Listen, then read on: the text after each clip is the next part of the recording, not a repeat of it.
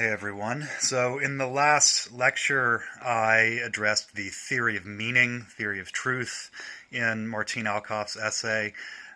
Here I want to address the theory of selfhood, which is closely related. And here also is, I think, where this Martine Alcoff essay lines up the most with the Alasdair MacIntyre essay from earlier in the week. And I think that because, in a certain sense, both of these authors are conceiving of the self kind of from the outside in. They think that there's a kind of traditional and wrong way of thinking of selfhood as, beginning with me. Who am I? Who am I really? What is the true kind of internal me?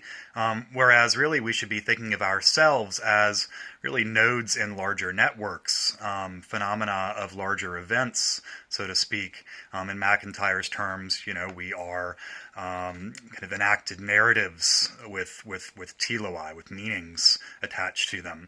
For Martine Alcoff, I think something kind of similar is going on, in that our selves are something that are things that are not just kind of there stagnant, waiting to emerge or appear, but are actually constituted in the acts of emergence, in the acts of appearance. Selves are constituted in encounters with others. They're not just something pre-existing those encounters. Selves emerge from discursive events. They're not just kind of packages brought into and then opened up into those discursive events.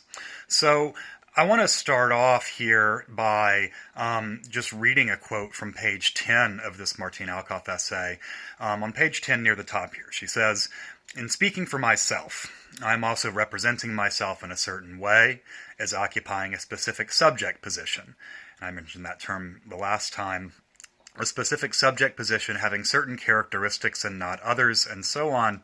In speaking for myself, I momentarily create myself, just as much as when I speak for others I create their selves, in the sense that I create a public discursive self, which will in most cases have an effect on the self experienced as interiority. Okay, there's a lot going on here, and there's a lot going on in her theory more generally. What does she mean when she says that when speaking for myself, I momentarily create myself? Well, this links back to another distinction that she makes later on in the essay, and it's the distinction between what she calls interpretation and what she calls discovery. And in fact, what's interesting here is that the same kind of rubric applies both to representing others and to representing ourselves, or myself. In fact, in the quote that I just read, she's talking equally, on equal terms, about speaking for ourselves and speaking for others. She thinks there's an act of representation, not a mere kind of spontaneous, outpouring of truth going on, even in just speaking for yourself. There's an act of representation of yourself.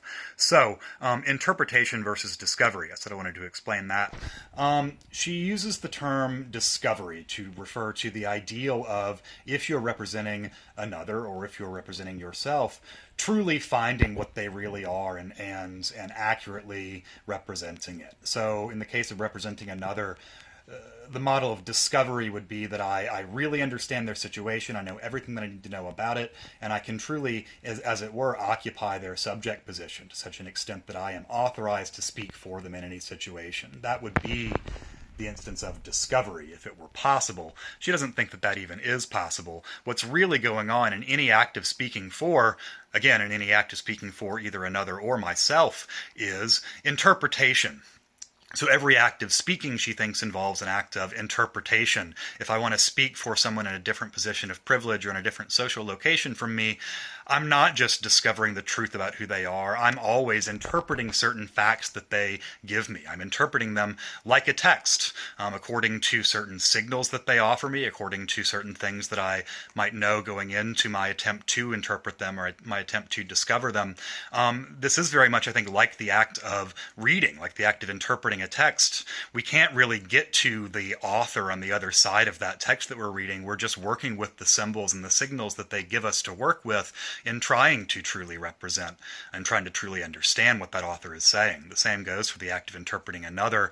The same goes, ultimately, to get back to this point, for the act of interpreting myself. So she ultimately doesn't think that there is this kind of really true core self that is a kind of resource that we can ultimately draw upon. The self is something that is enacted and that is altered and has a narrative, to go back to MacIntyre, has a narrative that is altered and whose outcome, whose trajectory is altered in every discursive event in which that self finds itself representing itself. So every act of self is a performance in a certain way. Interpretation and performance are terms that we could use here in a kind of reciprocal manner. In the same, just as I have to rely on my interpretation of another to represent them, what I'm interpreting is in fact not the truth of who they are, but a certain performance of who they are. So the term performativity is one that could be applied to Martine Alcoff's notion of selfhood here. That's all I'll say for now. I think I'll have one more lecture to wrap things up here on Martine Alcoff. All right, thanks.